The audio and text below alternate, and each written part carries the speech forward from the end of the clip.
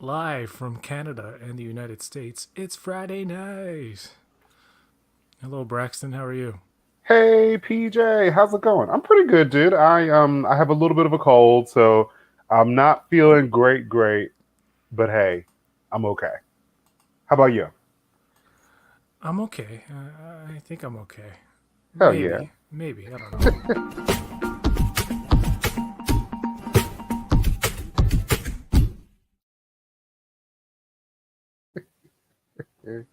So I saw Scream 6 last night. No spoil. I'm not going to spoil anything.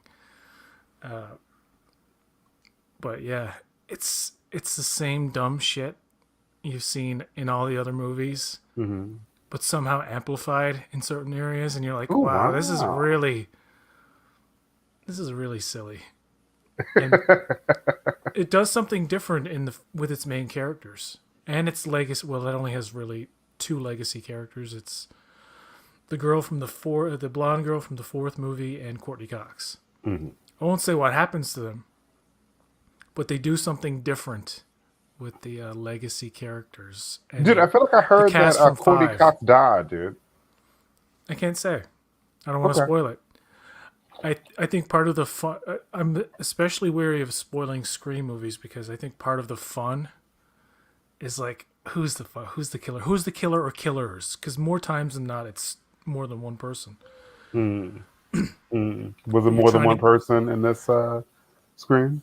well, I can't say, Mm. but Mm.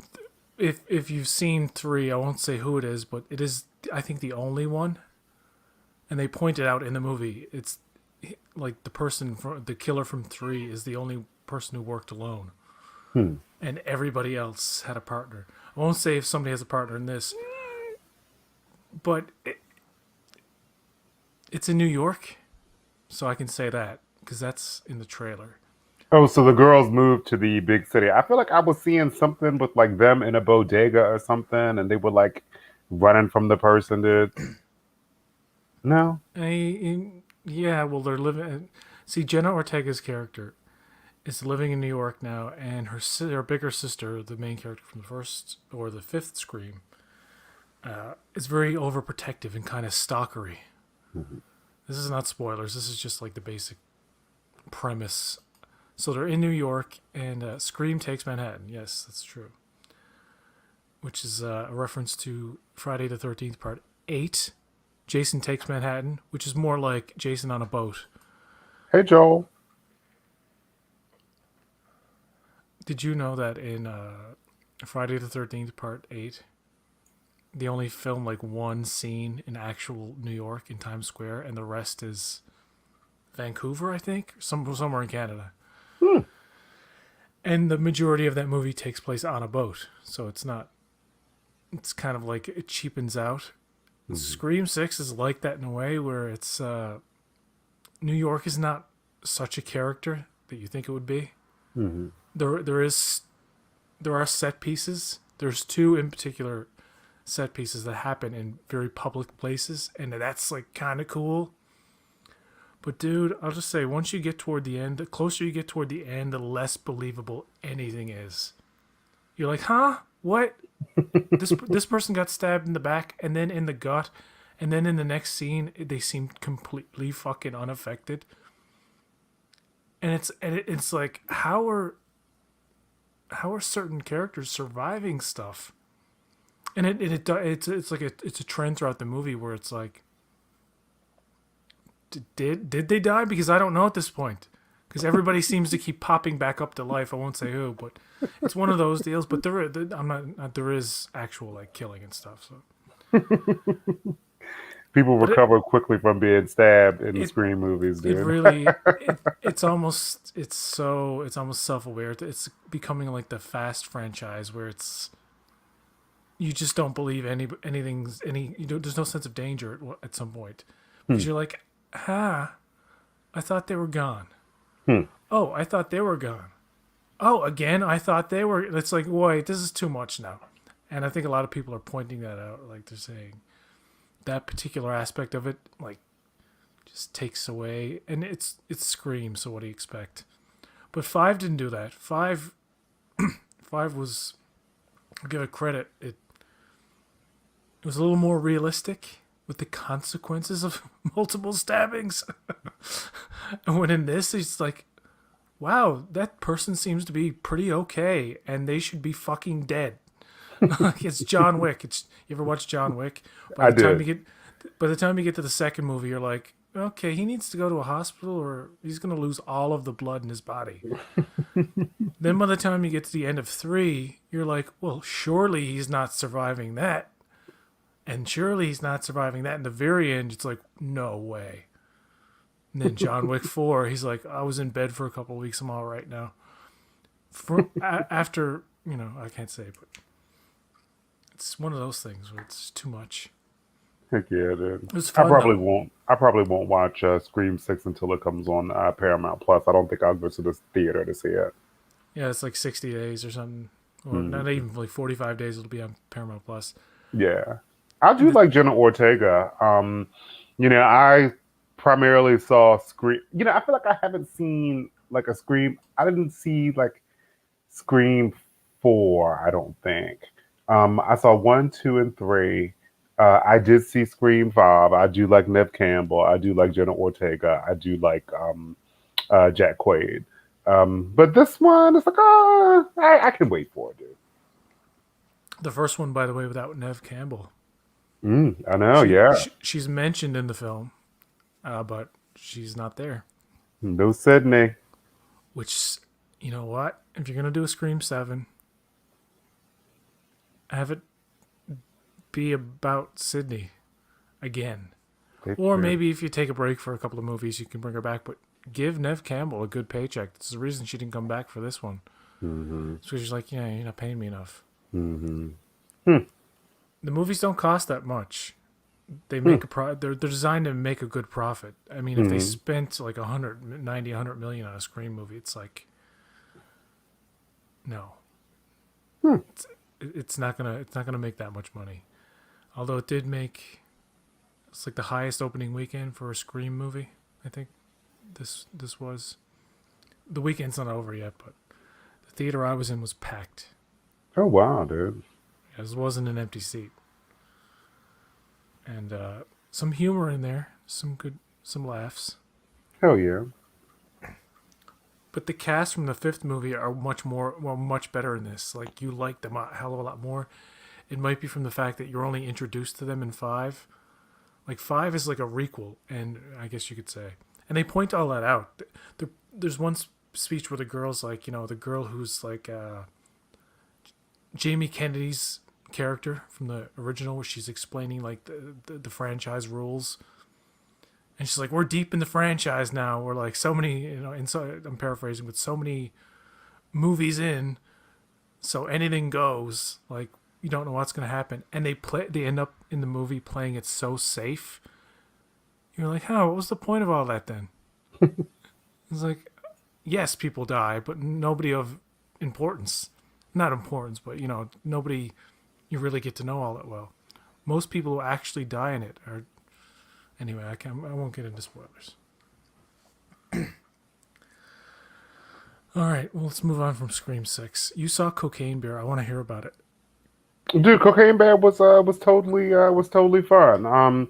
It is good to watch it just one time. I watched it twice. The second time that I went to the movies with some friends to watch it, I actually fell asleep in the last 20 minutes. I thought it was funny. It is violent. It has really good CG. Like, the bear looks real. It's great.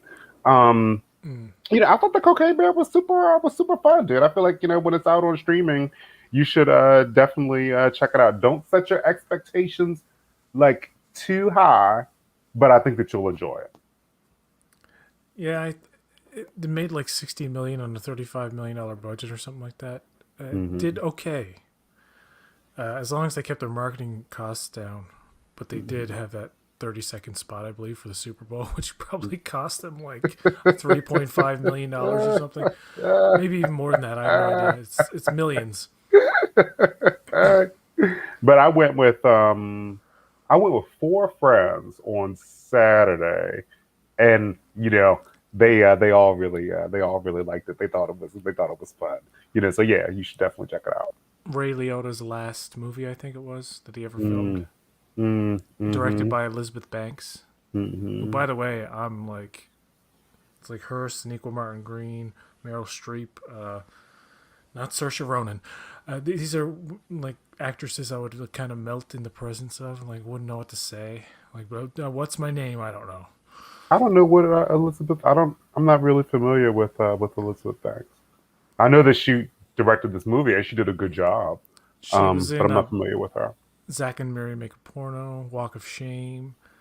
Uh, she directed the Charlie's Angels reboot, the most recent one.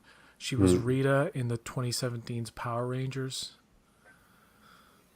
There was a Charlie's Angel reboot, like past Yeah, like Cameron Diaz and with Lucy Kristen. Liu. Yeah, with Kristen Stewart and I can't Oh, remember. oh, I didn't see it. Okay. They say it was too woke. Uh, Ah. what's with all the strong women? It threatens my masculinity. Uh, Oh, who is the Carrie Russell? Was she in the Americans? yes. Carrie Russell was really good in this.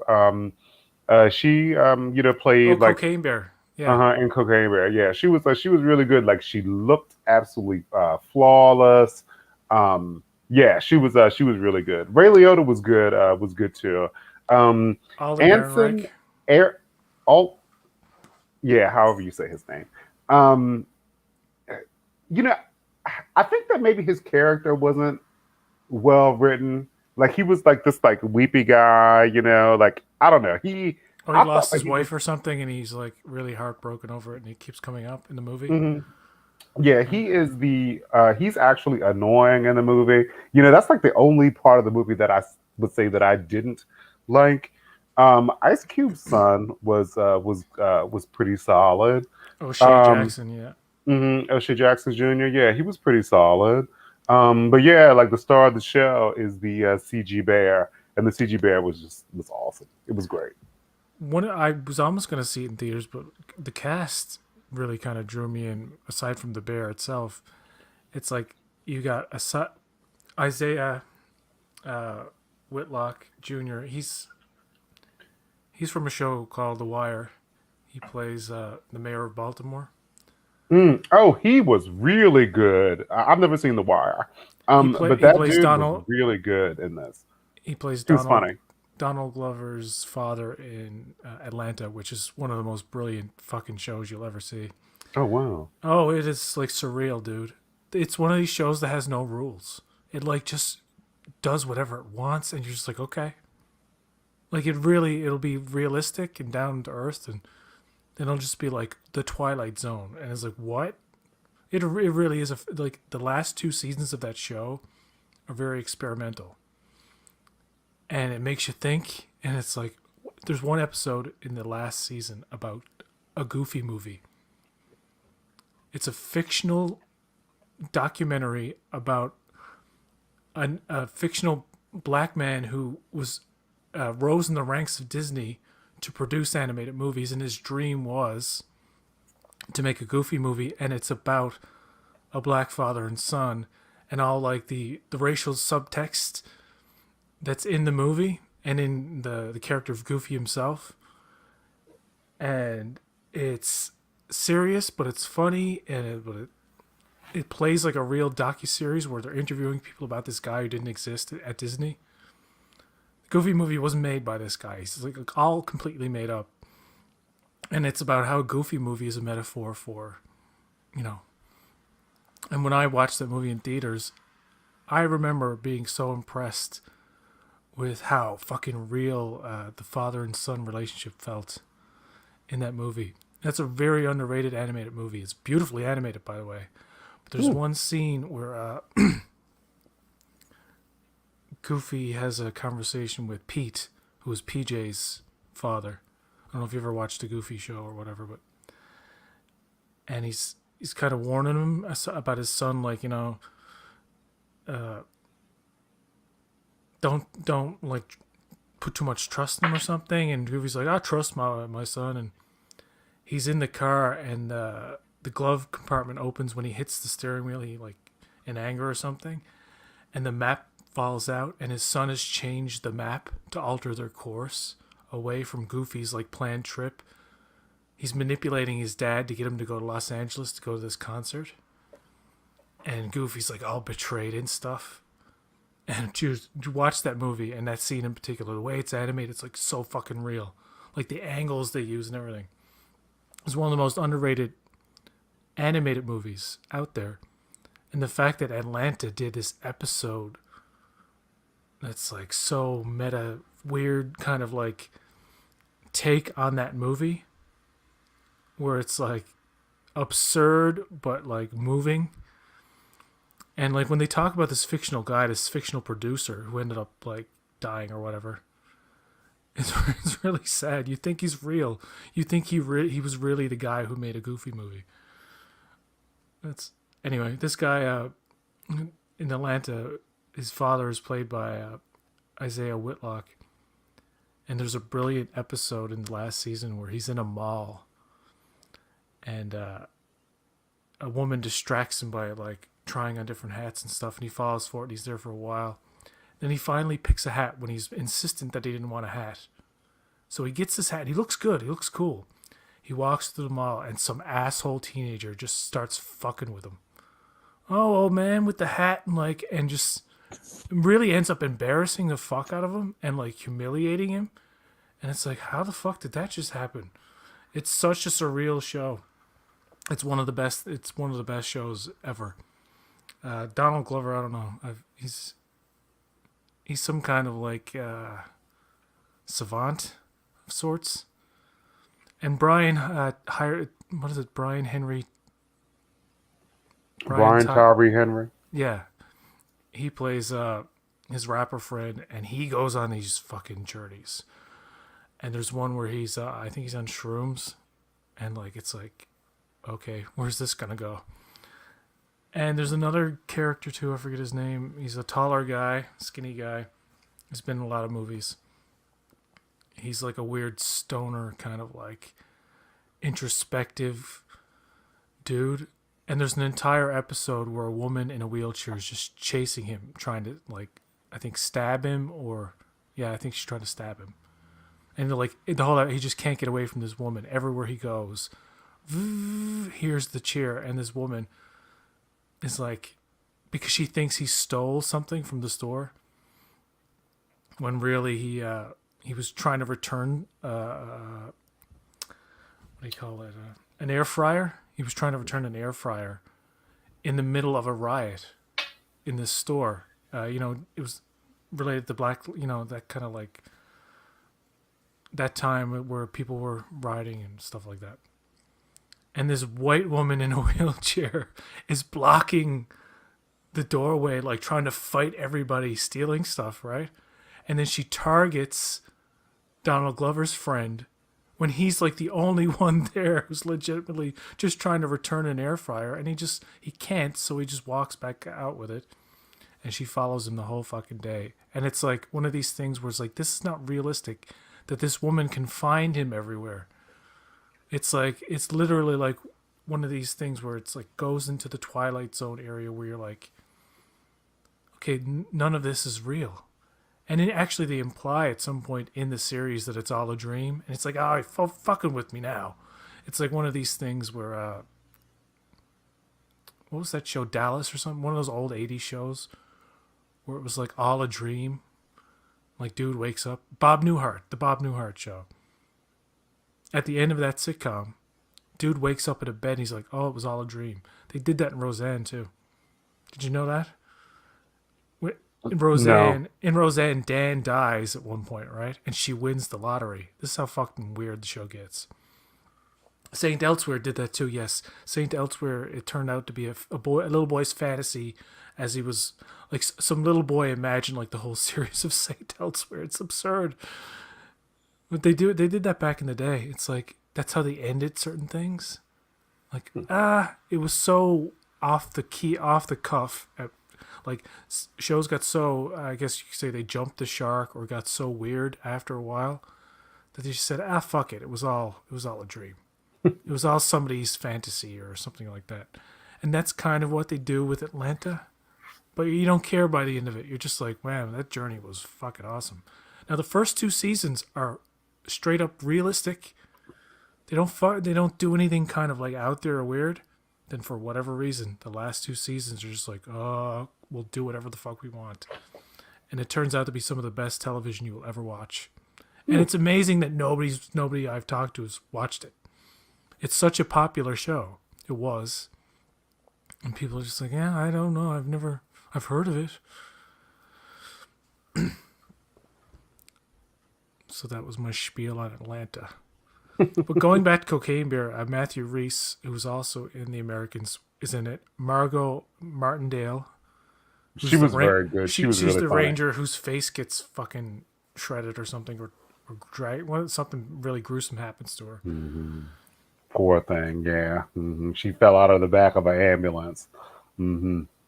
And like, yeah, it was rough. But she was actually, I think, probably the funniest actor in the movie. Like, her character was fun. Like, she was like well written. She acted her part really well. I really enjoyed her performance. She was super funny, dude. She first time I ever saw her was, what's that movie with Clint Eastwood, the boxing movie with Hilary Swank. $1 Million Baby. $1 Million Baby. She plays Hilary Swank's mother. Mm. And Hilary Swank starts to give them money. And and Margot, her mother, played by Margot Martindale, is like pissed off at her. I'll never forget that scene. She's like, you doing all these things for us. They're going to cut off my Medicaid and take me off the welfare. And like, I just loved her. I just loved the way she played it. But she's really pissed, and you're like, holy fuck, your daughter's trying to like improve your life, and you're just like, but we still getting a check. You fucking with that. It's like, Stop by me, stop. yeah, but that's a sad movie. Jesus, that's depressing. How that movie fucking turns out. Yeah, Carrie Russell. Yeah, half the cast of The Americans is in Cocaine Bear, and the dude from Game of Thrones, Redbeard, is in it. Oh, I didn't realize he. Well, I didn't watch Game of Thrones. Yeah. Jesse Tyler Ferguson from Modern Family, I believe, is in it. Yeah, he's in it. Yeah. Good cast. Yeah, good cast, dude. It was a good movie, dude. You should definitely check it out. Joel, you should too, dude.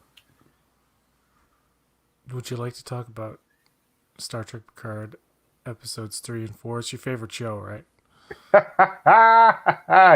So interesting thing, PJ, like Wednesday night, I was telling these two dudes, like at a bar, I was like, oh my God, like Picard is just the worst show ever.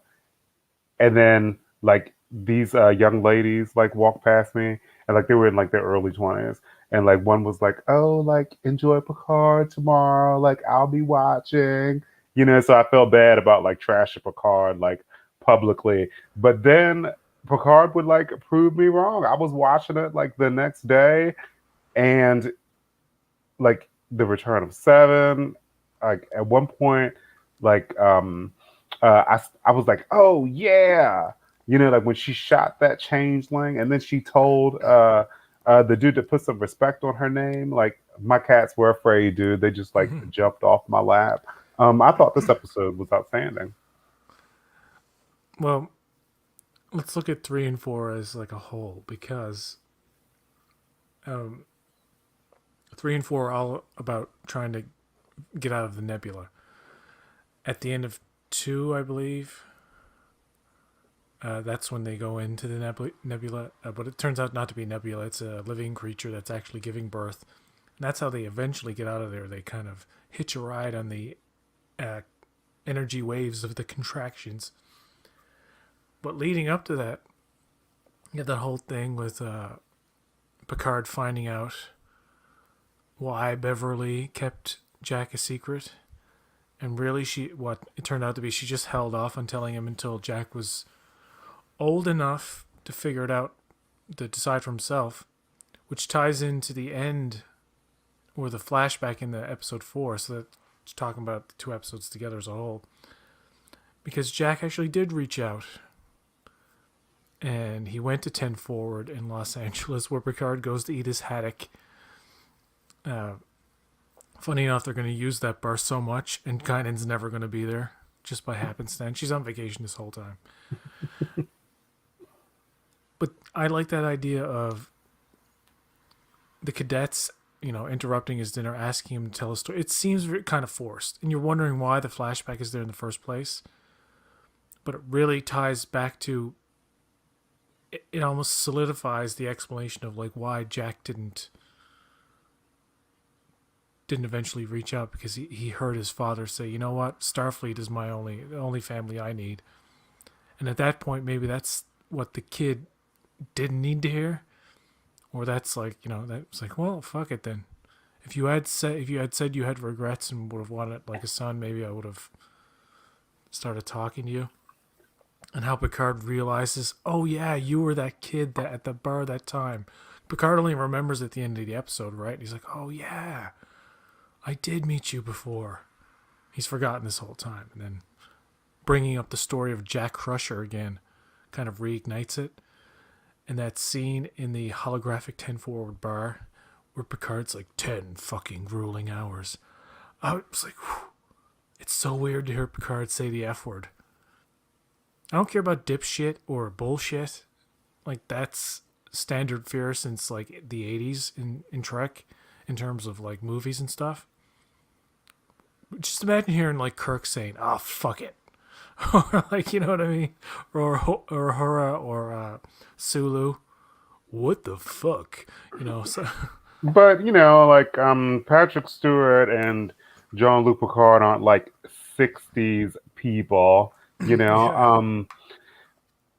I actually didn't even notice that he said that until like I was watching like shows that were talking about it after. I didn't even notice it. Like, I feel like I just hear it so often. It's like it doesn't even stick out. Let's talk about Worf and Rafi, because it's only in the 3rd episode that they're not in the 4th one at all. Dude, the War from Ralphie storyline, is actually my favorite storyline of what's happening, because I feel like it's big, it's like consequential. I like seeing Worf again, like Michael Dorn looks great, like I feel like he's got like his comedic timing down. Like, I love Yeah. how Zen Worf is now, dude. Like, I love Worf and Rafi.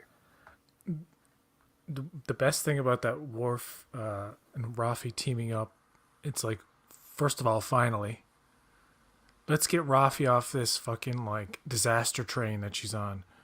And I like how Worf was like, I told you not to engage, and I too was right. And he's like, he's telling her, he's like, and I like how he turns his back on her to test her too. He's like, thank you for your services or whatever. I haven't seen the 3rd episode in a couple of weeks, but basically he just turns his back, and she's like, no, I'm sticking with you. And he's like, all right. He like, that's beautiful. And when they get the changeling, who they don't know is a changeling yet, and Rafi is being like really in your face and like intense, and then Worf is like, listen, I know it wasn't your fault. Like, he's being really nice, and Rafi's just like, oh, rolling her eyes and like, oh my, I'm gonna throw up my chamomile tea. And the good cop bad cop routine. At first, I didn't get it. I was like, oh, is she really objecting to his? Is she interfering with his technique now? I'm like, no, it's a play. He's like, oh no, it really wasn't your fault. It's like, come on, Worf, we know you're not like that. And you can hear sirens, can't you? I can. There's bad stuff going down. No, yeah, I liked all that. And Worf, yeah, Worf's comedic timing. I did cringe though when he said, "I am, as humans say, working on myself." I'm like, Juice, you're not on The View with Whoopi. It's like it sounds very much like Dorn. you know, Dorn on a talk show rather than Worf. Much like sometimes Picard in seasons 1 and 2 is so much like Patrick Stewart. The character of Picard becomes a little lost. In this season, he's all the way Picard. He's a bit more irritable and insistent, like how he's insisting on it with Riker's like, we have to fight, Will. I know you suffered loss. I He's know like, you're scared. and Riker's like, you're out of line, Pilgrim. I know, I don't know. That's what my John Wayne impression. Can't do him anymore. By the way, his grandson is one of the guys who plays Mando in Mandalorian. Oh, really? Yeah, Wayne. What's his name? Shit. Brendan Wayne. He was on Starfleet Boys After Dark thing one time. Oh, really? And me, like a fucking idiot, I'm like, oh, you're John Wayne's grandson? He's like, yeah. So they Jesus. use multiple guys like to be Mando to walk around in the suit? Because I know Pedro Pascal's not in the suit. He is at times. Oh, is he? Okay. Well, yeah, I guess when he has to like take the helmet off, he's in the suit. Brendan Wayne is in the suit for mostly the more physical things. There's another person for something else. I don't know what their specialty is, but there's another person besides Pedro Pascal. And then there's Pedro Pascal, and I think Pedro is in it the least, which would make sense. He is there, but he's more of a voiceover guy. I suppose in the really hard-hitting scenes or the scenes where it means the most and there's an actual like acting requirement to handle some kind of like heavy stuff. And of course, whenever he removes the mask, it needs to be him. But he has 3 guys to play Mando.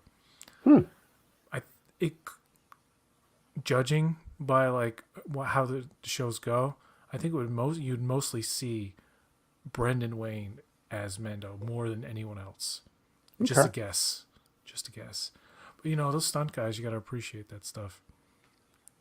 Dude, And for real. these stunt guys who are doubles or doubling, they also have to act too because they have to know the stride, the inflections, even if there is no face, you know.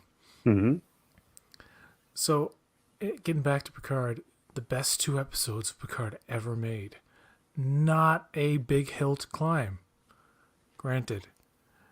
There's some stupid shit in that second episode with the changelings. I can tell the changeling stuff is going to bother me every time I see it. The effect is weird, and I know they gotta trying to save money and all that, but it's like we've established that Worf can just vaporize one of these bastards. Done. I don't like how the changelings look like they like they look like meat and stuff. You know, now they look fleshy. Yeah. Yeah, like I prefer them the way that DS9 portrayed them, kind of like the yellow orangish goo kind of thing.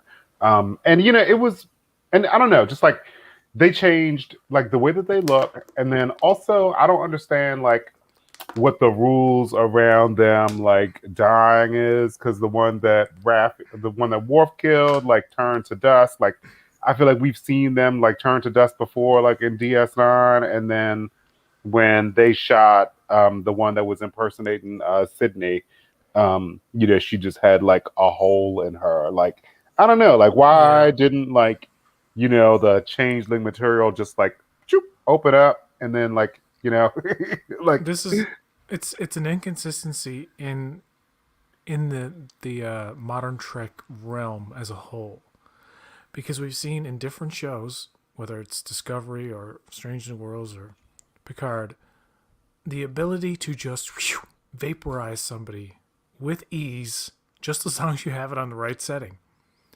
So you get this scene where Seven's shooting at the changeling. I know it's for dramatic effect, that boom, boom, she's hitting it, and it's not. She's got to keep turning up the volume or the settings. And it's like we've seen already now in the previous episode that you can eliminate them with one shot. This is not a problem. So then we have LaForge as a change when the changeling comes back as Lieutenant LaForge or Ensign LaForge, and right away like Shaw knows, we know as an audience, and we know Seven's right there, and Seven's going to take care of it, and that's the way it plays out. But when she shoots the changeling, it's like, why is there all this inconsistency into like how the phasers affect things? So she shoots the changeling, and it kind of like goes into changeling mode, and then turns back into Ensign LaForge, but with like opaque eyes or something like that. Like it's like a zombified or something, or it's like a rotting corpse almost. And it's like, no, this is all very wonky. That's the parts that just kind of bring episode 4 down, which people say is the best one. I'm like, no, I think episode 3 has the best, is the juiciest stuff in it. This, when they try to, it's like every time they try to amp up the action on the ship, in like the interiors and stuff, it doesn't, it's not as believable. But the ship stuff, like Riker using the tractor beam to throw the rock or the asteroid at the Shrike, and all of these maneuvering through the fields and knowing when to to let off on the thrusters so you get the inertia to avoid the collision, like all that stuff is very well calculated and very well done. It's all good fucking ship action. Is awesome. That's one of the reasons I think people are really digging it. And then you get this 7 with the changeling stuff. It's very... I'm finding with episode 4, it has potential in 3 because it's only just getting started. And then when they explore it more, I'm like, yeah, I don't care now. Then when you get to that part where Vadic is in the Shrike and she cuts off her hand and her hand is a changeling, that they then like gives her like a FaceTime message as like a weird bubbly changeling face, and it's...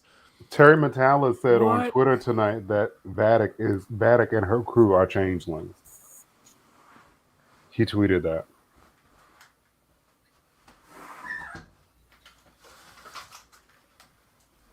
That's interesting because remember in the first episode when Riker's like, look at the dust from this vaporization. It's all weird. It's like, I don't know, all the science, all the forensic science in this show's, it's really just pulled out of like the arse of the sci-fi fucking sack. It's just, The 7 of 9 sleuthing stuff was great to me. I just absolutely adore 7 of 9. I'm glad that she got like a positive and strong portrayal this week. Like when Jerry Ryan was like, well, not when Jerry Ryan was 7 was like, in her quarters because like she had been like banished from the bridge. Like I felt like she had spent the whole time like doing her hair, because like when it opened up with her, I was like, oh wow, like look at 7, like hair's looking beautiful, like the curls are like popping, But I absolutely love seeing her sleuthing this week. Like I enjoyed her interactions with Shaw. I thought that those were great. I just love seeing 7 of 9 kicking ass, dude.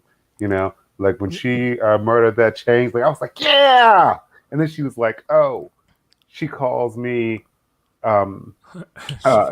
she calls me 7 out of respect, and he just like looked at her like knowingly, But the Shaw stuff was great this week. Yeah, I loved everything with 7 and Shaw interacting. And her and Riker. It's just so cool, man, to see 7 of 9 from Voyager and William Riker in like a serious fucking conversation. And I know I'm eating those member berries, dude. I'm like, give me all the nostalgia.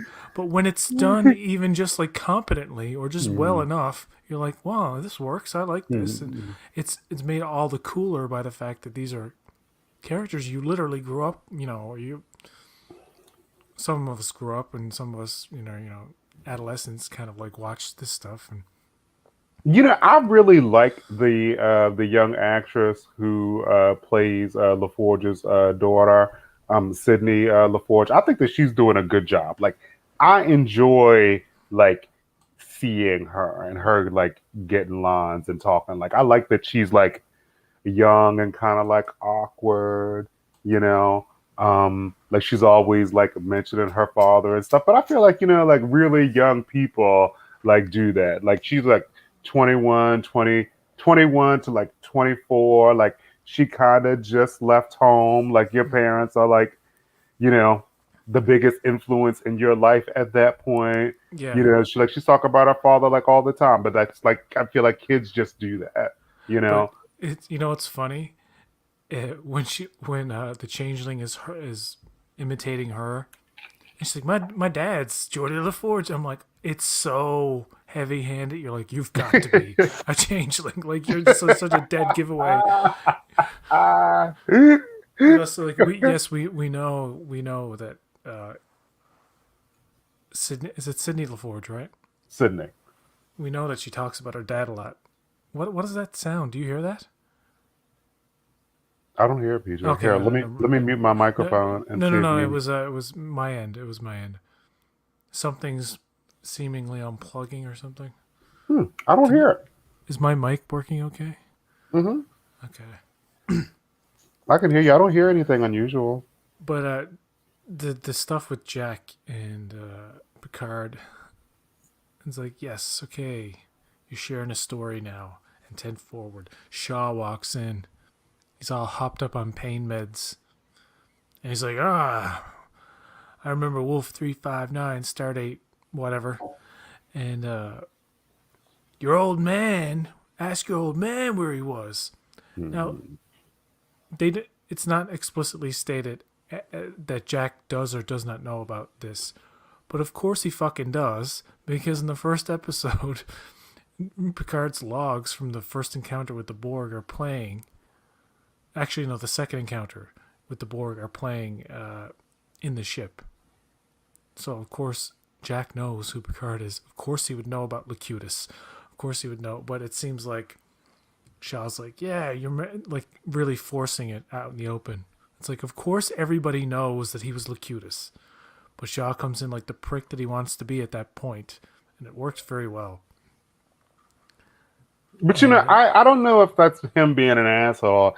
I feel like that's just like the pain talking. Like he walks in, he hears Picard like tell him the story. He's like, oh, well, let me tell you about the Picard that I first met. Like, I don't think it's being an asshole. I think it's just like, I think it's the pain talking. Like he was like, oh yeah, like all 40 of those dudes who died, like they were all my Jack crushers. I think it was the pain talking. Like he might realize on some level that it's not Picard's fault, but it doesn't make it hurt any less. And sometimes, like, you just fucking lash out. yeah. He admits to being an asshole at the end of it. He knows. He is letting it out. But he is that type of abrasive person. Not to say that he's not likable. I think people understand him now, I think, a bit better, because I know it's kind of like a trope, like give everybody like the tragic backstory and whatnot. My mouse isn't working. Jesus Christ. Oh no.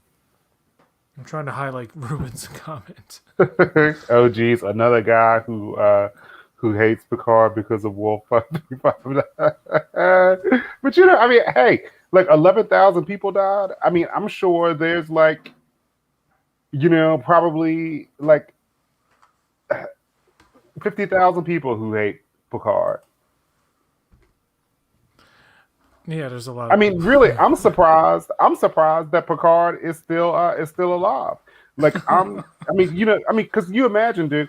Like, I mean, if like 11,000 people had died, I'm sure that there are like a lot of people who have like PTSD, like guys who were like on the fucking edge anyway, Yep. and then like this thing has happened. Like, I feel like Picard would have been assassinated, dude. Like somebody would have killed him, dude. Well, you know what? That ties really well into Beverly's whole spiel about. Is that a word? Spiel? Um, spiel. Is it spiel or spiel? I don't know. I just made it up. Did I make up that word? Her whole No. rant. Let's call it a rant. Her whole rant about.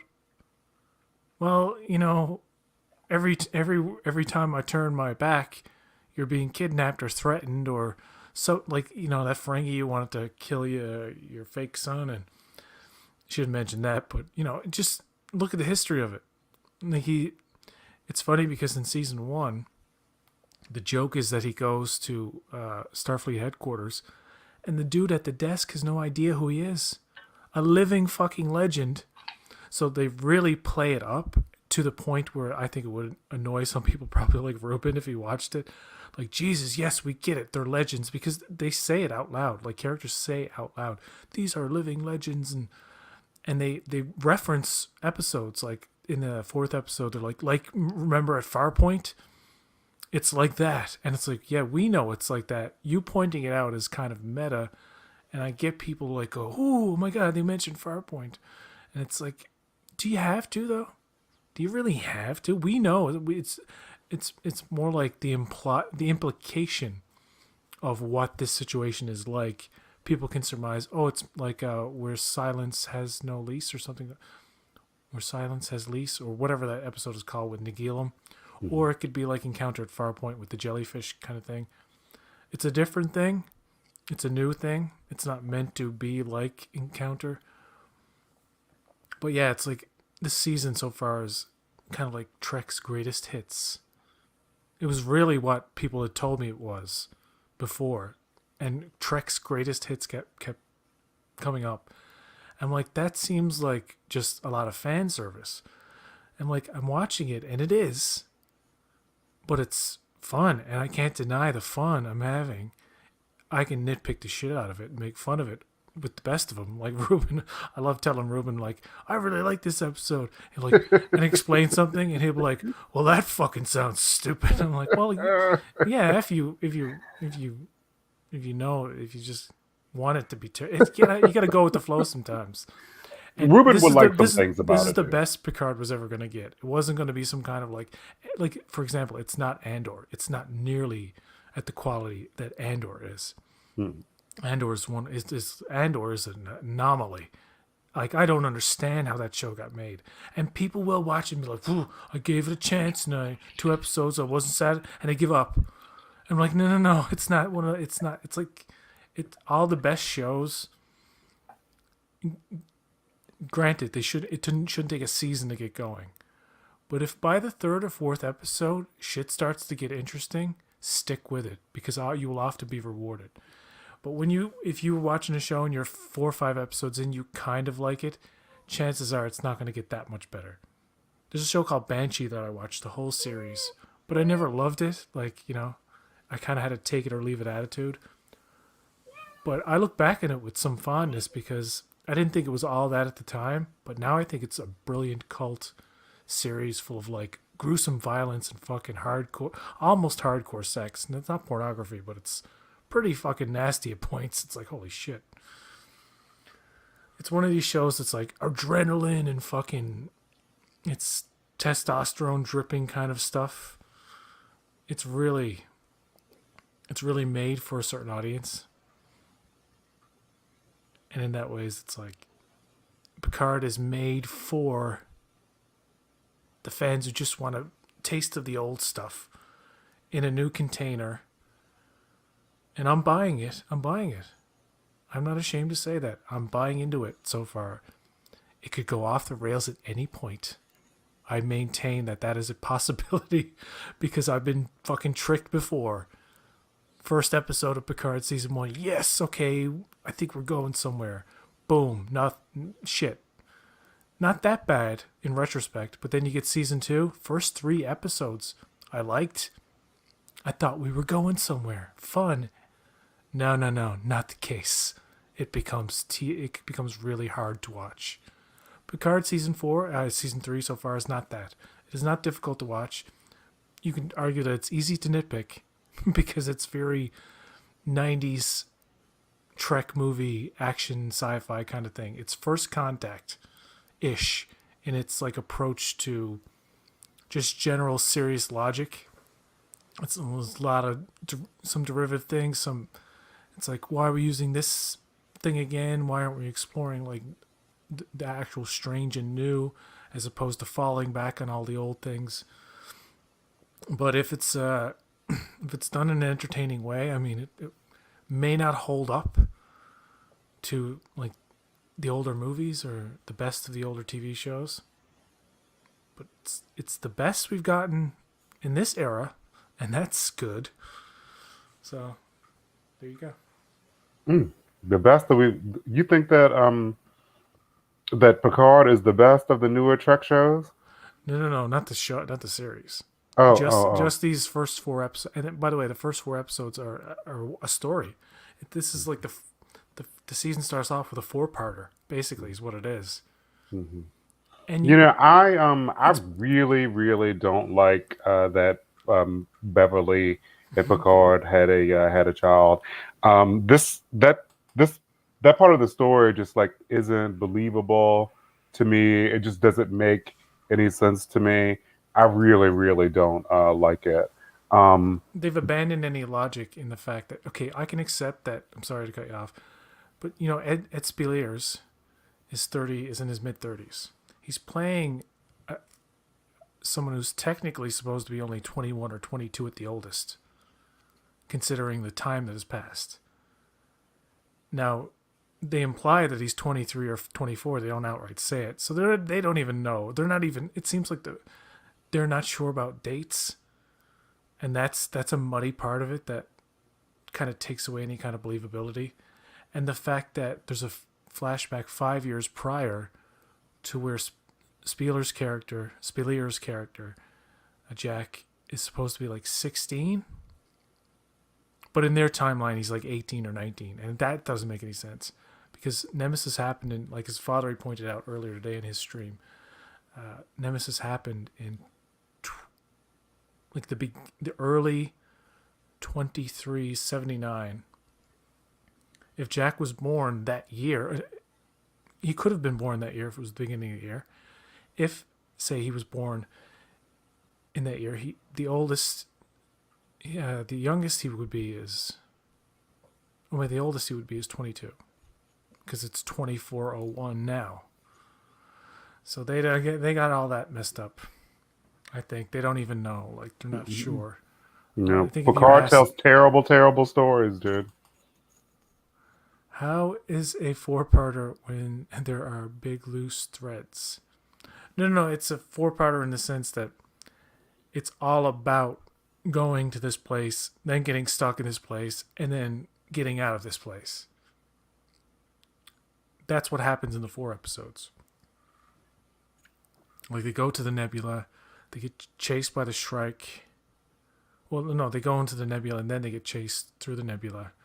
Turns out not to be a nebula. They get messed up by the end of episode 3, and there's no hope. And then in episode 4, they figure out they can get supercharged on the contraction waves. Dude, they scienced it out, dude. That was great how they were working together, dude. Like Beverly was like, "Ooh, yeah, like these are like contractions. I'm like timing them, Yes, and like I love that they worked it out. Like, yeah, if anything, it felt like older stuff. And yes, it is these characters in a Star Trekky situation trying to solve an unsolvable problem. I mean, that's happened in the show, like where they're in so yeah, desperate situations. You're like, how the fuck? And they figure it out, and you're like, yeah. okay, and They you all buy work it, and together. you completely buy it. Hmm. So some people may now be looking for like a harder realism. That's not going to happen in Trek unless it's completely rebooted. You want to really take that world super seriously, you would have to change a whole bunch. It couldn't be as simple as it is with, like, the pew pew and the space explosions, and it has to be a little more calculated than that. But that's a day that may not never come for a long time, where they completely start from scratch again.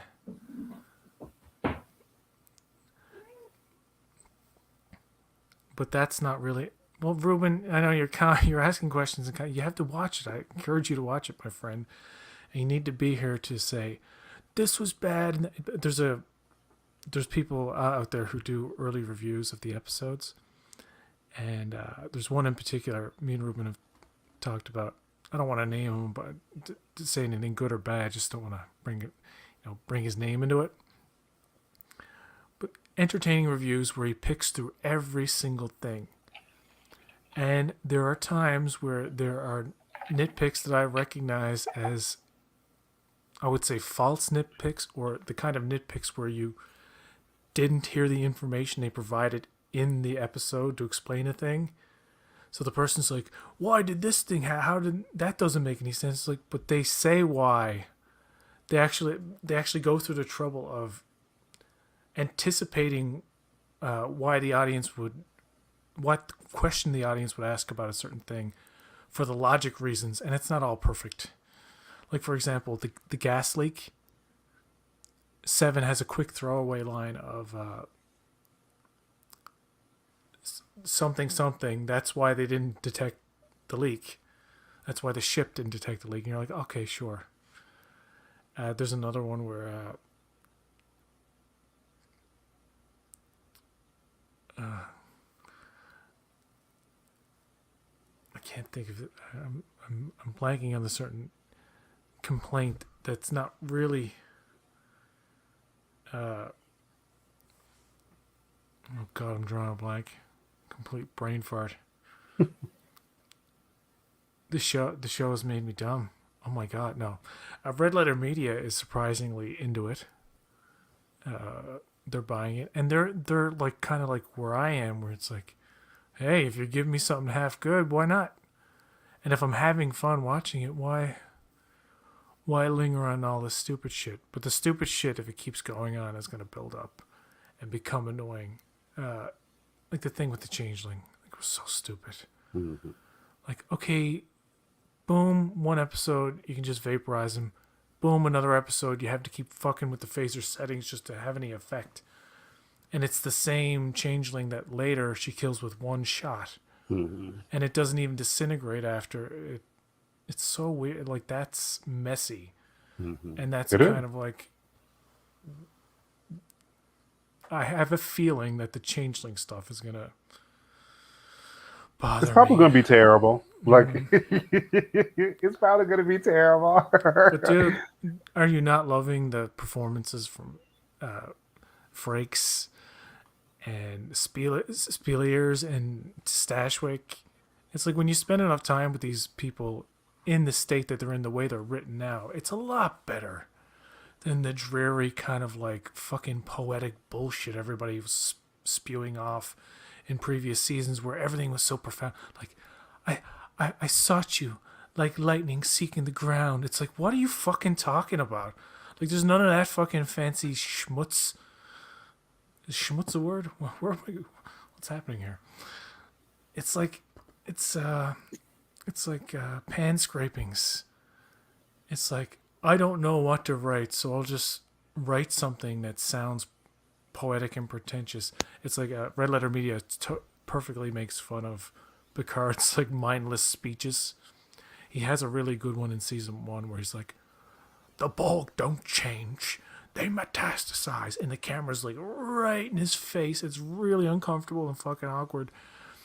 And it's like, they have no understanding of Picard's journey with the Borg. They have him go on the fucking Borg cube, right? Get this. They have him go on the Borg cube. And yes, you could explain any weird behavior off as aromatic syndrome. But he goes on, and he's like having a PTSD breakdown until Hugh calls out to him, and Borg actually save him from falling to his fucking death, because they transport him in this like isolated area where it's all scary and it's so stupid. And it's like, hello, after Best of Both Worlds and Family and then Descent, go back and watch Descent. He's surrounded by Borg, and he's just like, this is a situation. You know, it's not a thing. So, and then when he gets on the board cube with you and he has that tour, he's like, I couldn't believe that you could come back from. It's like, what? You, Janeway, Chico, like, didn't all the Voyager fuckers get assimilated, come back and completely, recovered, pretty much? And it's like, Jesus Christ, they just didn't understand that. And they just wanted to play up but traumas in people's lives. And they're doing this with Riker. He had his son Thaddeus. Tragic backstory. And they're using that from season 1. But the whole reason for Thaddeus' death is so convoluted. Get this. His poor son died because they needed a positronic matrices to incubate the cure or something. And because there was a synth band, go figure. You know what I mean? It's so tightly tied together to all that. That was stupid. But they use it in this, and I don't know, it's effective. It's all about, like, fathers, sons kind of thing. And yes, it's like Wrath of Khan. It's like David. It was David, right? Oh, yes, David is dead. Yes, it's David. Yeah, it's like, I wish Ruben come here and challenge me on this stuff. Come on. Look, this is a good one. The changeling Vatic, so much is not answered. So that doesn't make for an actual story. There's no end, only a beginning and a middle. Yeah, it's not the end of the season. It's not all just loose ends. By the way, Ruben and I, in case you didn't know, at the end of episode 4, Jack has like a flashy thing where he's seeing like hallucinations of a red door or something like that, and branches and stuff. So something's happening with his mind. Like he's like Reagan in The Exorcist, like after she uses the Ouija board. It's like something like that. So that's weird. So that's a thing that they're introducing now, is like a continuing thing. No, the arc of the 4 episodes, and I know, Ruben, I said this before, you have to listen to me. The arc of the 4 episodes is that they go to a place, they get stuck into a place, they got to get out of a place. That's the basic arc of the thing. On top of, they find out they have a changeling, and they have to take it out. And then on the Worf and Rafi end of it, they find out about changelings. And yeah. Red Angel, Red Lady. Yeah, it's oh my god, what if the actual villain is Michael Burnham, or Michael Burnham's mother with another Red Angel suit, but she's all like from like the fucking Mirrorverse. She's all like evil, like Rita Repulsa. She's like, watch my changeling monster grow. And like she throws like putty out into the streets, like in Power Rangers, where it's like a stop motion animation, where they become like the what is it, the putty monsters that they have to fight. Yeah, let's do that. Make my monsters grow. It sounds like 4 episodes that could have been done. Ruben's everything is a nitpick. You haven't seen it though. You can't. You're judging it based on what you're hearing, and you're not liking what you're hearing. If I described like the best thing ever, you'd be like, no, that sounds terrible. It's no good. Oh, there's a 3-episode arc? That could have been a half an episode arc. I'm just teasing.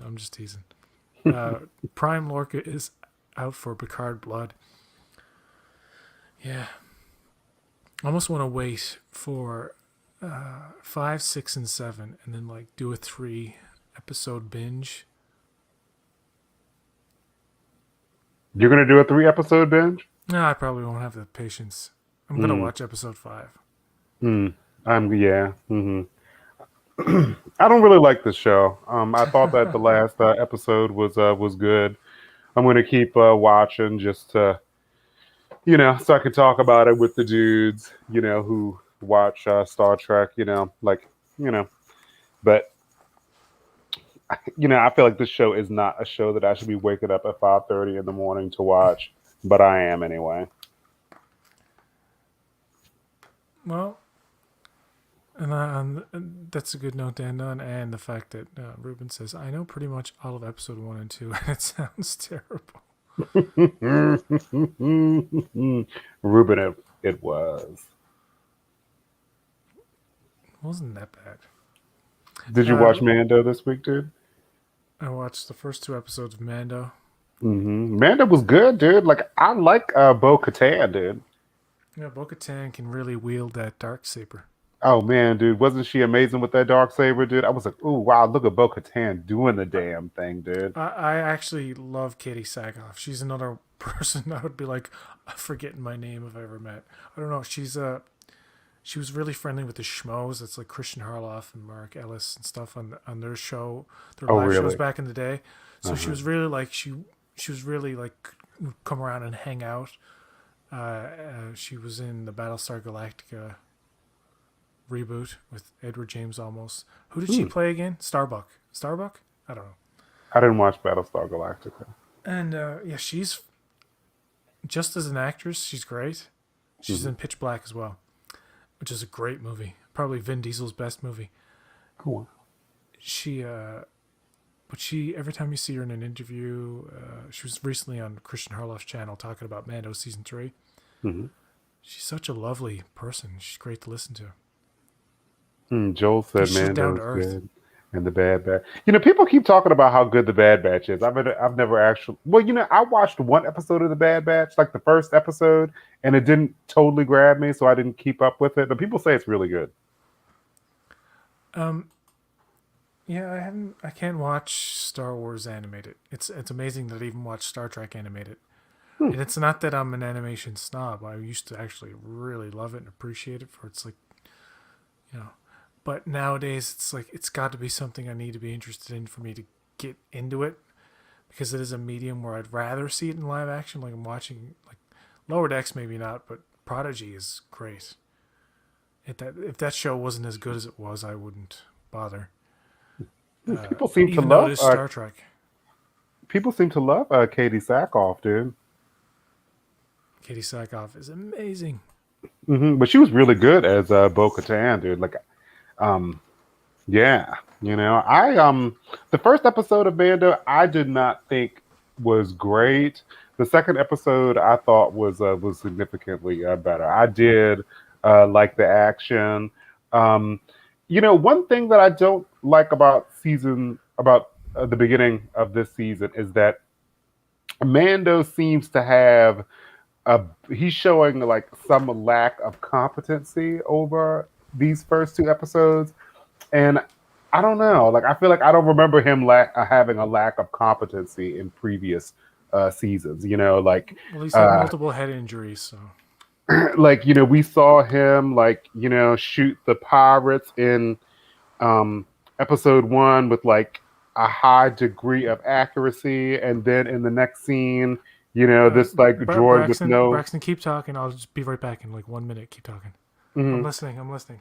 Oh yeah, but so we see him like shoot with accuracy, and then in the next scene we see him like trying to shoot a droid that has no legs, and he's like, and he can't shoot it. You know, that didn't make any sense to me. And then, you know, I felt like he was careless when he was going into like the waters, like in Mandalore, to like cleanse himself. Like he's like stepping down.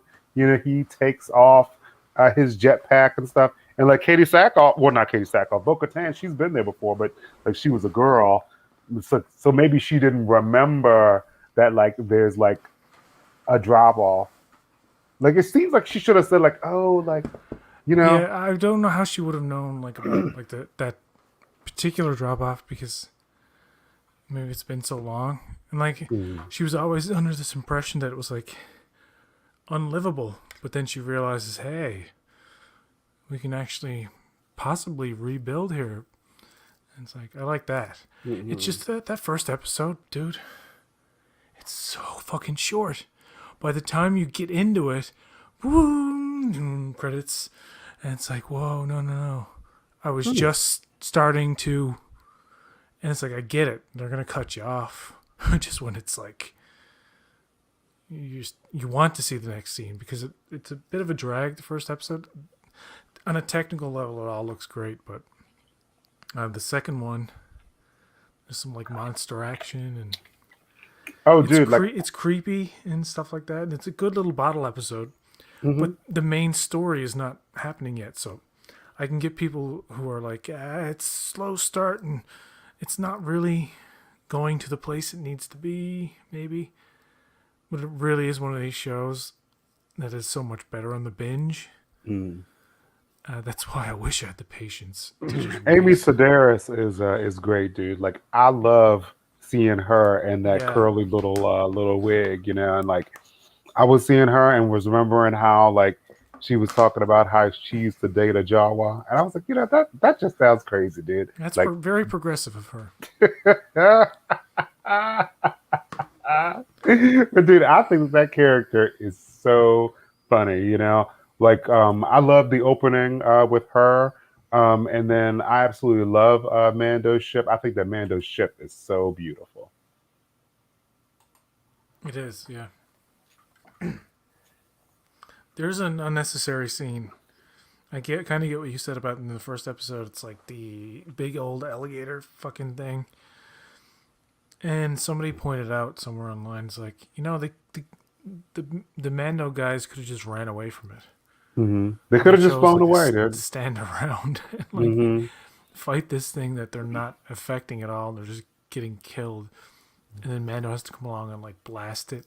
It's like Thinking about it's like they that. felt like they needed to put something in there that matched in some way, like the sand monster thing hmm in the premiere of season 2, episode 1, the premiere of season 2, which by the way is like a crazy episode.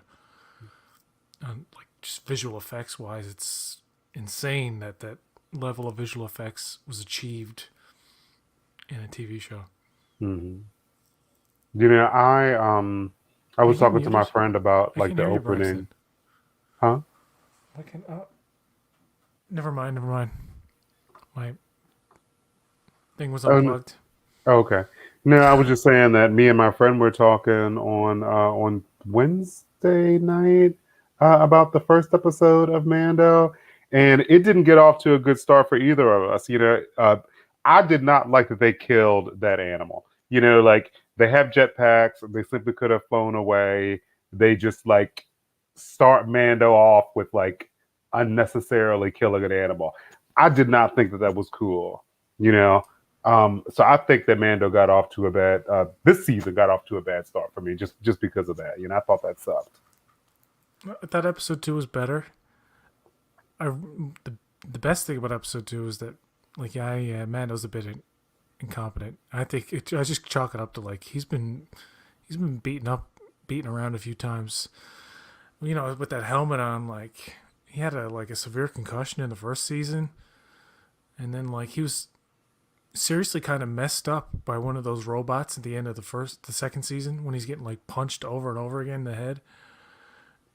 So yeah, he's probably a bit like dizzy nowadays. You know what I mean? Dude, how cool was that robot that that captured Mando in this episode? That robot looked really cool, and I loved how it had like an exoskeleton that it could put on to make itself like It was even kind of like bigger and more General powerful. Grievous Uh huh.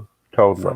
from episode 3, but a little more photorealistic. It didn't look 100% like wow, that looks so real, but it did look better Mm-hmm.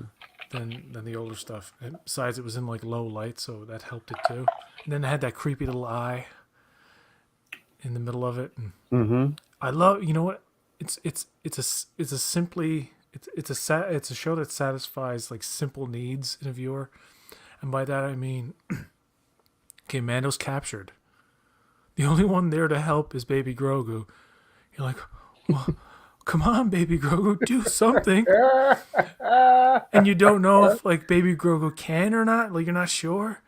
But by God, little Baby Grogu gets in the ship, goes to Bo-Katan's like, come on, let's go. And it's like, what? What? What the hell's going on? By the way, the baby's not speaking yet, but it seems like the baby is starting to articulate a bit more Mhm. in its like sounds. So I think it might get to a point where it may start talking by the end of the series, probably not by the end of the season, but like by the end of the series, like 4 or 5 or something, whenever it ends, Baby Grogu's gonna have a limited vocabulary. Yeah, I like when Grogu shows his abilities. Like he like He's forced maturing though, isn't through. he? hmm Yeah, he Uh, can like navigate the ship, or like with the help of a droid. Like he remembers like where he's going, dude. He can use his force abilities to protect himself. Yeah, dude, love Grogu, dude. And I like how, Grogu gets Bo-Katan to go back there, and Bo-Katan fucking kicks ass and saves the damsel in distress. That is Mando, which I know is going to piss some people. They're like, why is the man getting saved by the woman? Oh, I'm threatened. I'm threatened. My balls. Anyway, um, it's good though. It's and you totally fucking you're with it. So at least the second episode. See, this is the thing. They should have really released the first 2 episodes. Mhm. I think that because it just plays like a good long like premiere episode back to back when you play them like that. Mhm. Yeah. Yep, totally agree. They would have been great in tandem together, because the first one was just so disappointing. It was Uh, like Ensign Grievous. so The Last of Us is almost over. If you want to move on to that, I haven't watched The Last of Us in some weeks. I know what happened, but I haven't watched it. Ruben asks how long for the Mando. How long are the first 2 episodes in runtime? In terms of screen time, I think the first one is 32 minutes, and then the second one is 42 minutes. I'm guessing. I know the first one minus credits, end credits, it's like a little over half an hour. So 70 The minutes. first If you one had a felt 70-minute chunk as a first episode, I don't care about number of episodes. If you're telling me like, hey, we're gonna do a Mando season, but it's not 8 episodes this time, it's 6, but they're longer episodes, but like give me that instead. Like fuck. But they want to stretch it out, man. They do that with the Marvel shows. Hawkeye was like that, where it's like all of the season takes place in a relatively very short period of time. So it's like it's better on the binge. It's like it's like little chapters of a bigger story. It's like these are not complete episodes. The problem like that is with Picard with the first 4 episodes. If you're like, oh, this particular situation, I don't want to spend half the season here. No, they get out of it. And hopefully it goes to more interesting different places. But they seem to be working on a limited budget with Picard. With Mando, they have a little bit more money. They're using the volume a bit more effectively, I find. Some like there's a location with Apollo Creed. What's his name? Action Jackson. Dude, who's the action? Ah, The God. actor is it Carl Weathers? Carl Weathers. When Mando goes to that city with Carl Weathers, when they're outside, it looks like like they just built a bunch of sets. You can't you. I'm like, this is not the volume, and if it is, holy shit, this is the first time it's ever looked this effective in Isn't daylight. You his know what I name mean? Grief Karga in the show? I can't remember. I think his name is Grief Karga. Yeah, I like him, dude. I can't And believe I I didn't forgot think his the set name. looked bad. I forgot his name. I was like, Apollo Creed, Action Jackson. And I didn't think the sets looked bad. Dude, I thought they looked pretty good, dude. Like I enjoyed like the No, little guys who were. I didn't say the sets look bad. Oh, okay. Oh, I thought that's what you said. No, I said it doesn't look like if they're using the volume, I would know because it looks that real. Like it looks like actually Mm. they're in a little cityscape. At least a portion of it that they built, there could be blue screen beyond or whatever, obviously, but Mhm. just in the immediate area where they're standing and stuff, they're all. I mean, yes, I get that it would have to be a standing set because people are literally like leaning on objects and stuff. So yeah, there you go. And it's like, wow, they built this area for all that. You still there? Yep. Oh, okay. Like I don't know what happened, dude. Like my computer screen like flashed. I was like, oh shit, what happened? Okay. Ruben, if you watched Andor and you were like, it's shit, I would fail to understand.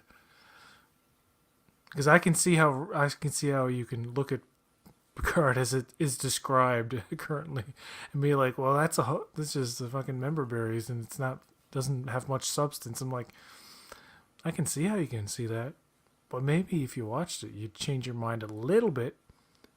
You'd certainly agree that it was better than Picard season 2. Ruben should totally watch Picard, dude. Roadhouse is surreal though. They're remaking that with Jake Gyllenhaal, and Jake Gyllenhaal looks like a fucking bodybuilder now. Like he went a bit overboard. I don't know what it is with these actors. They're like, I've got to eat 17 steamed chicken breasts a day and 4 cans of fucking unseasoned tuna, and it's like, get that muscle mass, and then they're all like veiny and ripped, and it's like, wow, that's such a fucking hard thing to maintain. Just very briefly in my life, I was like really like good in shape, like good, like wow, I had energy and fucking could lift my fucking own weight very easily and very strong. And when you don't keep that up, my oh my, does that fade fast. Like when you don't keep in shape, it's like it's so hard to get back when you neglect for so long. You work out regularly, so it's not a problem for you, but I don't. Not like I used to. I used to be burning calories all the time. I had so much energy, but now I'm like old and useless, like Picard.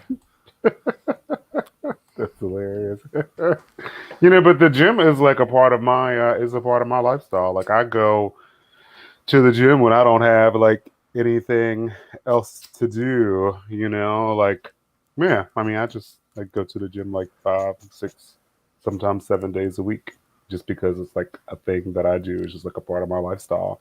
I think that that's the way that you have to make it for yourself to work out consistently. Like yeah, like a lot of times there's a lot of like pain involved and you have to like motivate yourself to do it. But I don't know if you just like make it like a part of your routine, like it's just there, you just do it. I train 4 times a day. No pain, no gain. Come on, let's get to the gym.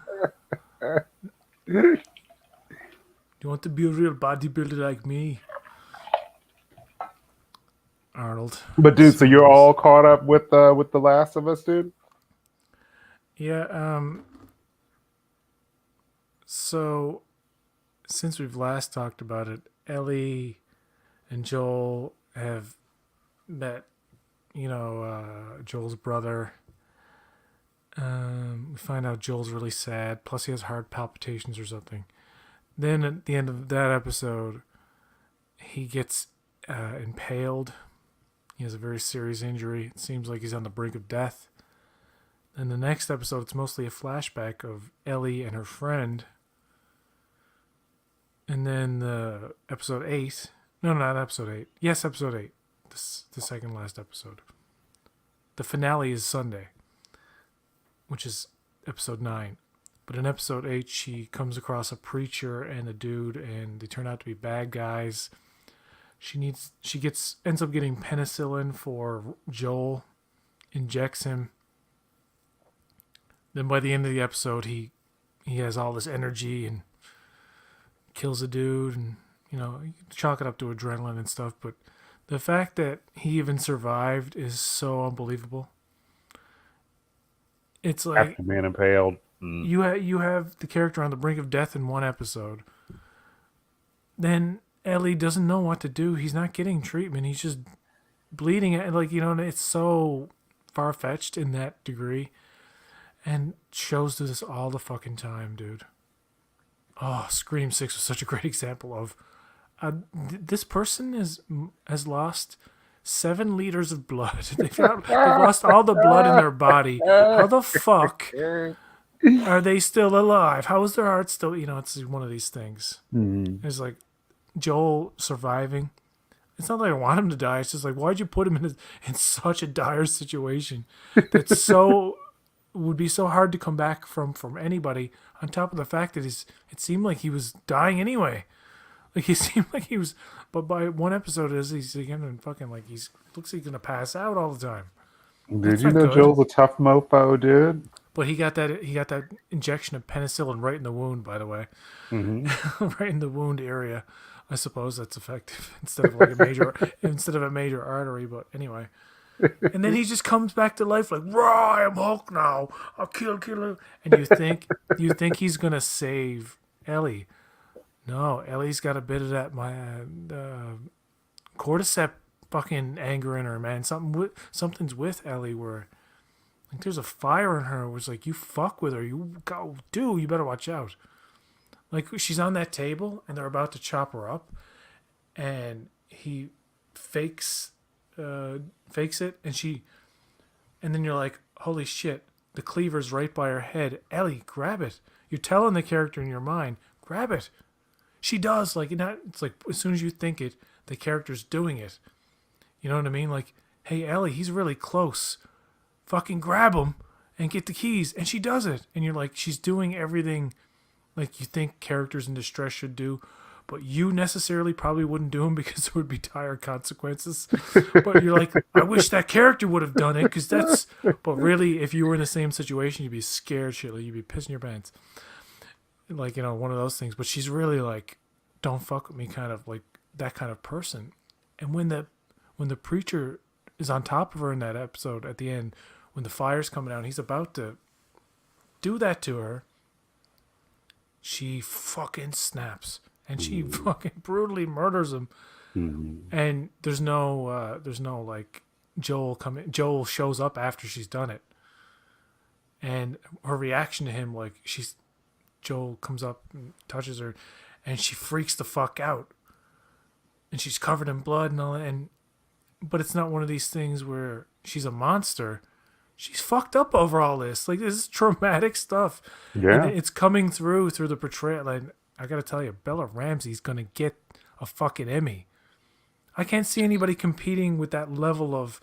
And, I know people like, this show doesn't sound very interesting and all this. It's not all that great. But it survives and it stays interesting on the performances. And when a show can do that and be like, this zombie apocalypse backdrop is not nearly as important or interesting as how the main characters are reacting. Like I said, Joel surviving and losing believability in a lot of these shows and movies where severe injuries are just brushed away scenes later. I can't fucking stand it. It drives me nuts. They do that in Scream 6 like a couple of times. Sometimes like somebody's like really fucked up and like, oh yeah, I'm dying. And other times it's like, wait, didn't I just see you get stabbed 8 times by 2 people simultaneously? So 16 fucking, you know what I mean? And it's like, and then they come back and you're like, no. You're not superhuman. You're not Captain fucking America. Like, this is the same thing with Joel. Even the creators have a podcast, and they even said the episode where Joel collapses, the creator says, he's not going to survive this. Why are you saying that? Why are you deliberately fucking lying? I don't know, that pissed me off. I was like, and he's saying like, I know he's saying it not literally, like the character's not going to survive this episode because he's still alive by the end. But he's like, yeah, Joel has this injury and he's sick and Ellie's doesn't know where to go. I'm paraphrasing, but the creator's like, and he says, Joel's not going to make it through. So when I listened to that, I said in the comments, I'm like, so is that confirmation that he's not going to make it? If you're saying he's not going to make it, why would you say that? It's like Tamara Deverell saying, I didn't get to work on the Enterprise bridge for Discovery Season 2. Yes, you did. Why bring it up and then lie about it? Go out of your way to lie about a thing. It's like, fuck off. Ruben says, actually, no, hold on. Tubi is where, okay, they're talking about stuff. Oh, they're talking about the streaming services they go to. Do you watch Tubi? Do you ever go on that That channel? No. Okay. It's a free streaming service Hmm.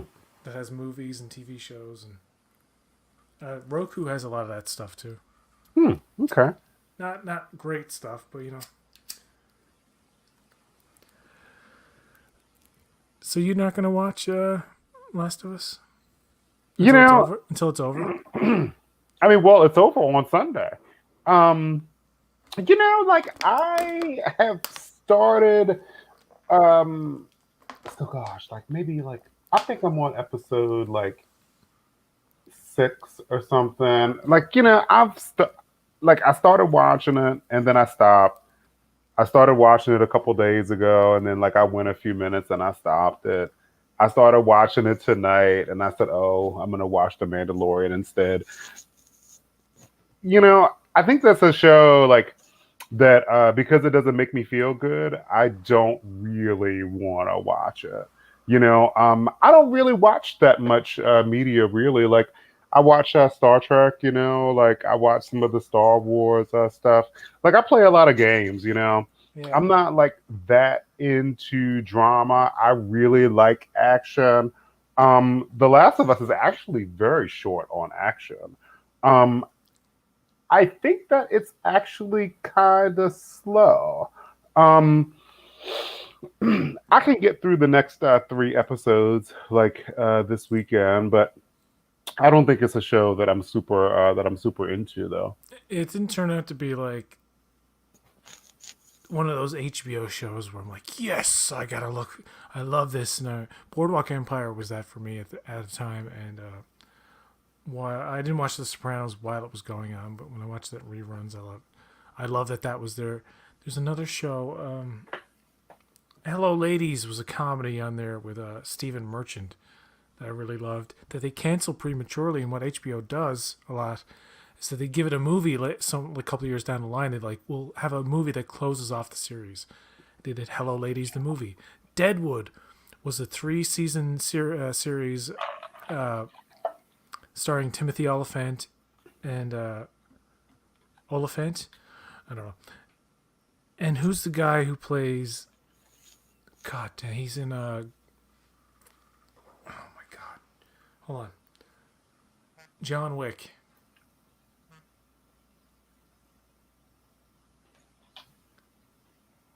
Motherfucker, give me the cast list.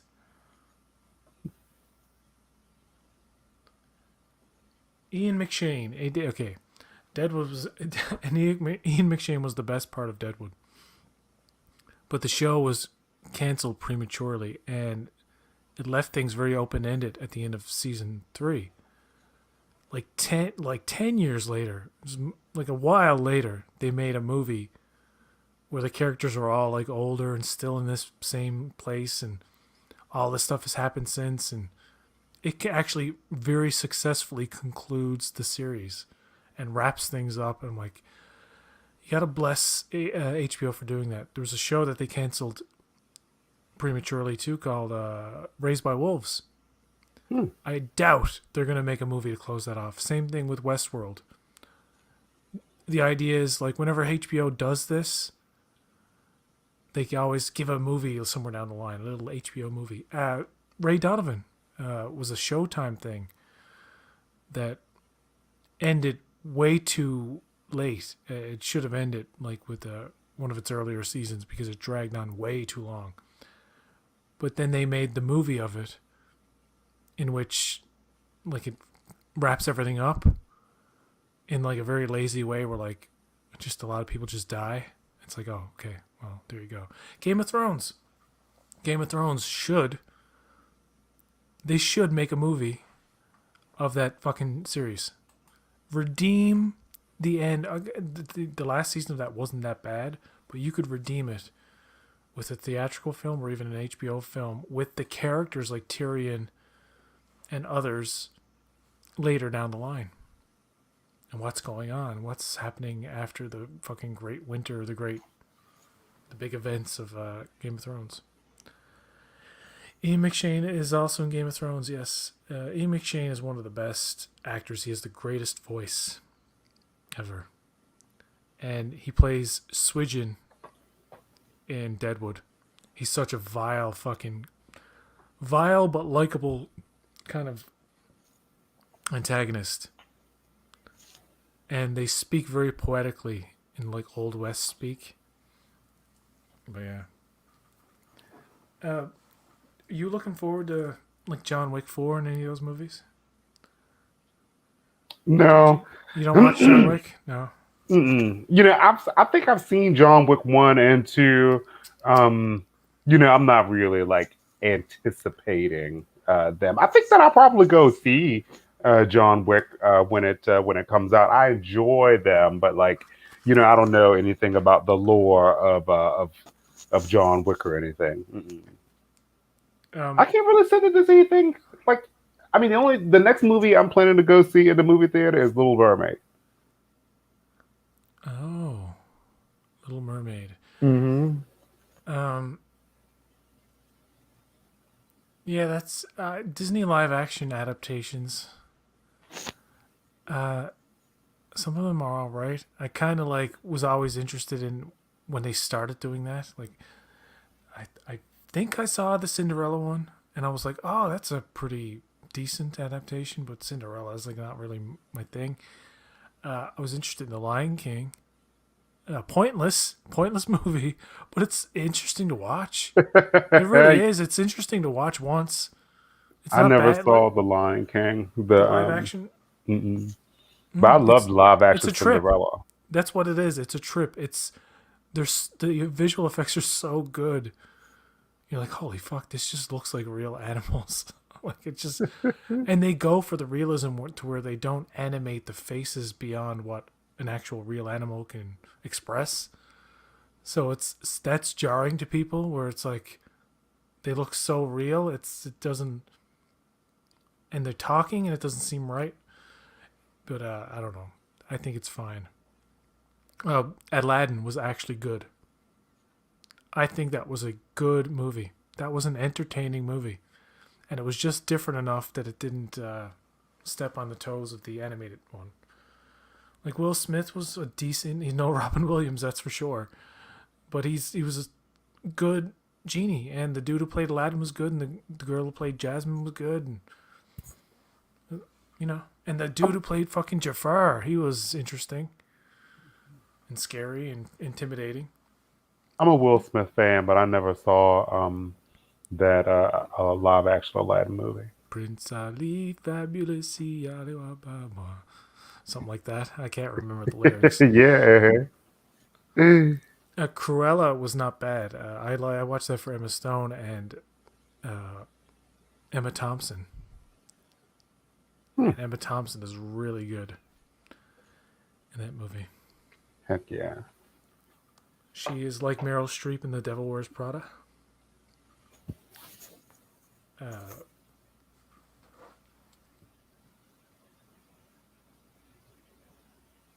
Oh yeah, Luther. You've never seen Idris Elba and Luther, have you? Mm-mm. Well, the movie came out. The movie version came out on Netflix. It's a continuation of the show. It's a really dark cop series that deals with some like fucking sick fuckers. And no spoilers for the movie, but Andy Serkis is the villain, and he is like the Joker from fucking Batman. Like the shit he made, he has people like jumping off buildings for him, and like he orchestrates all of this like fucked up shit. He's a guy who works in the dark web with like filming tortured people for like sick fuckers watching on their laptops and stuff that pay a good price. And like he puts on these like snuff film shows for them. And Luther and his partner get caught up in this thing at the end. It's really fucking gruesome and intense and like hard to watch. Like this girl's daughter's being like smothered and stuff, and it's like, oh my god, tortured. Okay. Yeah. That sounds brutal, dude. Yeah, I'm But yeah, dude, like I feel like like the next time that we talk after this, dude, like we would have seen like The Last of Us, dude. Like, oh my gosh, it's gonna be interesting to see how they wrap, because I know like the game story, so like, it's gonna be interesting. Yeah. Corks Bar is like, I need to go watch Luther right now. Dude, I got like B- Idris Elba. I'll land on this. I got the BBC BritBox trial, and I've been watching Luther, the TV series. I watched it years ago when it first came out. Haven't seen season 5 yet. And ironically enough, season 5 is the one season that's not fucking available on it. I'm like, God damn, that's the one season I didn't see. But anyway, the movie came out on Netflix. Andy Serkis is great, man, and like it's not like a great movie, but Idris Elba is fucking great as that character. So what? There's a Luther movie too? Yeah, that's his best role. I don't. He's such an angry, like riled up dude, but he's like so highly intelligent that like that's a part of it too. Like, and like the way he interacts with people and like he susses people out and like he knows like criminal profiles and like how people think. Like he's not like one of these CBS shows where like the guy's a forensic genius and he can just tell. Anyway, it's a good show. It's a good movie. You should watch it. Braxton, Dude, it sounds like I need to watch Luther. Dude, should I watch the show or the movie? You can watch the movie and you can go back and watch the show if you want. Mm.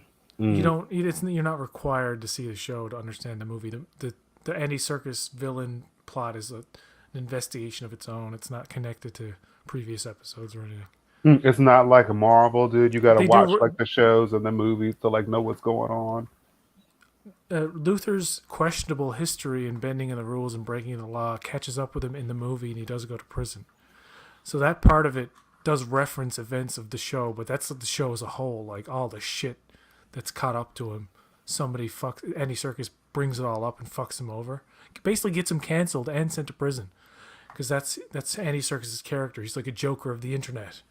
He has like fucking minions, dude, like spying on people through Amazon Echoes and stuff like that, and it's really technical. On the technical side, it's very interesting, intriguing, but good movie. You know, I find it interesting that you went to see Scream 6, but you hadn't seen Ant-Man. Oh fuck that! I'm gonna wait for it. I don't watch MCU in theaters anymore. I'm done with that You because did tell me that. it's gonna be. I like watching it on Disney Plus for the first time in the comfort of my own home, because I find that they don't have the appeal that they used to. Like they're really just kind of big long episodes. Anyway, thank you, Braxton, so much for being here and indulging me and talking to me about all these different topics. Dude, PJ, like I loved talking Mando tonight, you know, and like I also kind of enjoy talking about Picard, even though I hate that one fucking storyline. Jack Crusher. Yeah, Jack Crusher, dude. I really don't like Jack Crusher, dude. Oh well, he'll grow on you if you continue to watch. You know, I think that I was telling you that in episode 3, when he was like on the bio bed and Beverly was trying to like bring him back after he was attacked by the changeling, I was just hoping that he would die. Wouldn't that be such a kick in the balls to Beverly and Picard to lose their son like that? As soon as like they reunite as a family, it's like he's gone. Damn, The audience would have been pissed though. The audience on Twitter would have been like, no. But you would have been like, yes. Yes.